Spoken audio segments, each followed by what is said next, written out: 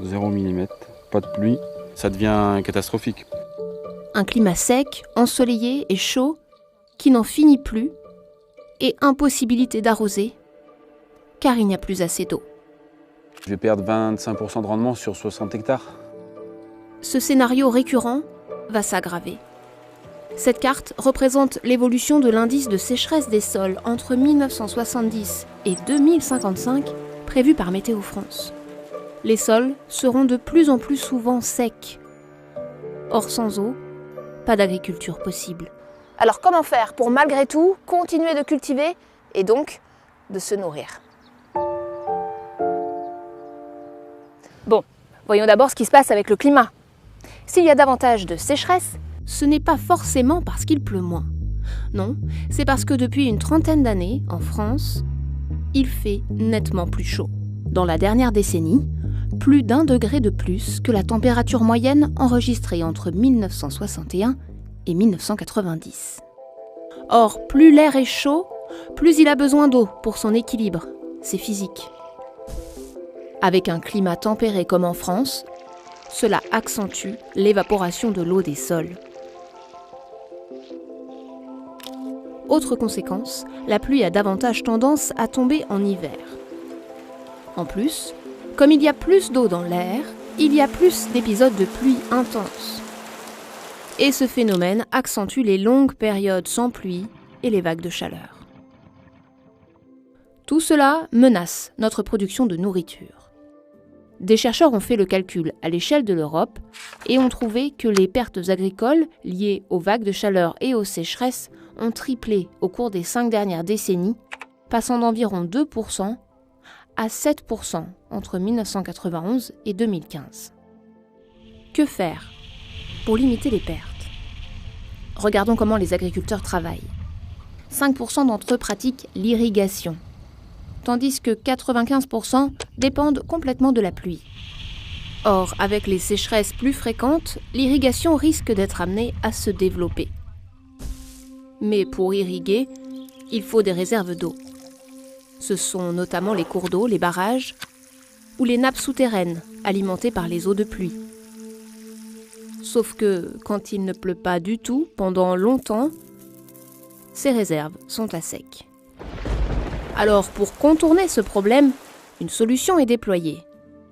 Il s'agit de construire des grandes retenues, comme des piscines géantes, et de les remplir en hiver quand les nappes sont censées être pleines.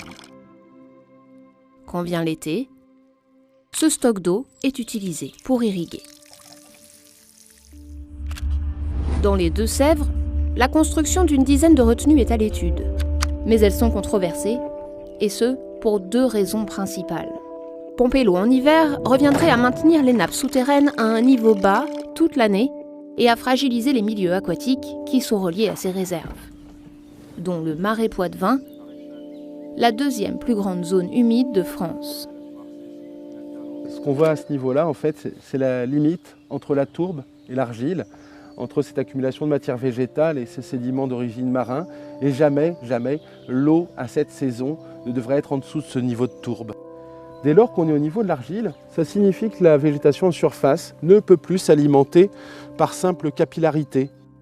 Dans une région exposée à une forte pression sur la ressource en eau, les opposants reprochent aux retenues d'eau de n'être qu'un pansement. Car l'autre critique porte sur l'efficacité du système. Ces installations sont accusées de favoriser le maintien d'une agriculture trop gourmande en eau, ce qui renforcerait la vulnérabilité des exploitations en cas de sécheresse. Cette opposition a donné lieu à une première en France. Un protocole d'accord dans lequel les agriculteurs qui veulent bénéficier des retenues d'eau s'engagent à adopter des pratiques plus respectueuses de l'environnement. Et notamment ce qu'on appelle l'agriculture de conservation des sols. Elle permet justement de cultiver autant avec moins d'eau. En quoi ça consiste? Et est-ce que ça marche?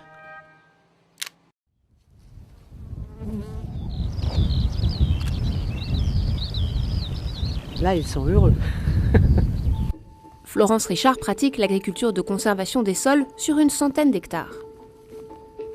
Cela consiste en 3 piliers. Le couvert végétal, la rotation des cultures et le non-labour. Parlons d'abord du couvert végétal.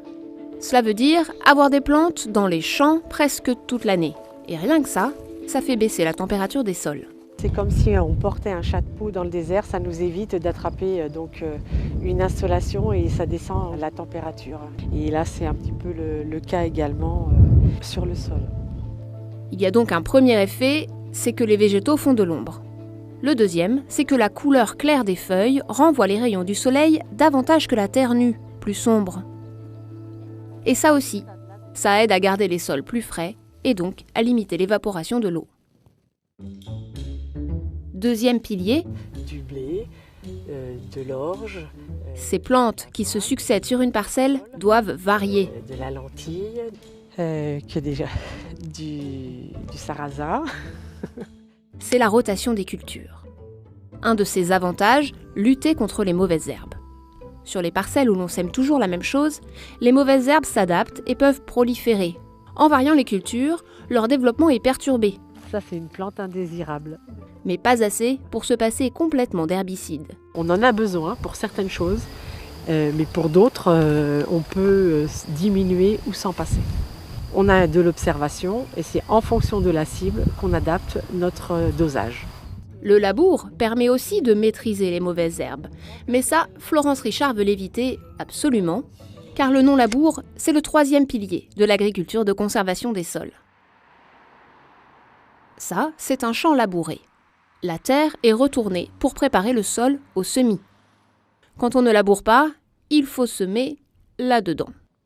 Pour ça, il y a des outils spécifiques, comme ce semoir. Donc la graine descend dans ces tuyaux et les disques vont ouvrir un tout petit sillon et vous avez une petite lanière qui permet donc à la graine de retomber bien au fond du sillon. Le premier avantage de ne pas labourer, c'est que les restes végétaux de la culture précédente sont laissés au sol, ce qui ralentit l'évaporation de l'eau. Deuxième avantage, les micro-organismes, les insectes et les vers de terre prospèrent, car on ne touche pas à leur milieu. Ils transforment les restes de végétaux en matière organique. Et les vers de terre travaillent et structurent les sols de manière verticale. Tout ce réseau permet à l'eau de s'infiltrer en profondeur et de rester plus longtemps dans les sols. Alors qu'un sol travaillé est structuré horizontalement. Avec une structure horizontale, l'eau s'infiltre moins bien, elle reste à la surface, s'évapore ou s'écoule à l'extérieur des champs. C'est en quelque sorte de l'eau perdue. Tout l'enjeu de la conservation des sols, c'est d'optimiser l'eau qui tombe dessus. Ces pratiques que nous venons d'expliquer améliorent nettement la capacité d'infiltration de l'eau des sols, selon les premiers résultats de ce programme de recherche de l'INRAE. Et cette eau reste davantage dans la terre, avec une capacité de rétention de l'eau du sol améliorée de 10 à 15%. Petit bémol, ces améliorations varient en fonction des sols, et sont peu marquées sur des sols sableux ou argileux, indiqués en vert sur cette carte. Mais ces pratiques ont un autre avantage. Elles permettent d'absorber dans le sol une certaine quantité du CO2 contenu dans l'air. Voilà comment ça fonctionne. Le couvert végétal absorbe du CO2 pour grandir. Lorsqu'il meurt, il s'intègre en partie dans le sol et y reste. Le carbone se retrouve ainsi capturé sous terre. C'est un levier non négligeable pour diminuer les émissions de CO2 et donc atténuer le changement climatique. On calcule qu'on pourrait stocker en plus chaque année dans les sols de l'ordre de 30 millions de tonnes de CO2, ce qui compenserait 6 à 7% des émissions françaises de gaz à effet de serre, tous secteurs confondus. À ce rythme, le stockage pourrait être efficace pendant une trentaine d'années. Sans eau, pas d'agriculture possible, même en agriculture de conservation des sols. Mais ces pratiques augmentent la résilience des exploitations tout en participant à atténuer les causes mêmes du changement climatique. Pourtant, seuls 5% des surfaces agricoles utilisées en France sont engagées dans cette démarche. L'agriculture de conservation suppose plus d'observation, d'adaptation aux conditions momentanées ou locales, plus d'intervention. On remet en question tout ce que l'on a appris à l'école, on remet en question toute notre observation. Le sol ne réagit pas du tout de la même manière. Les applications, il faut les voir différemment, à des stades différents. Il ne faut plus avoir en tête travailler en fonction des voisins, mais vraiment à travailler en fonction de sa ferme.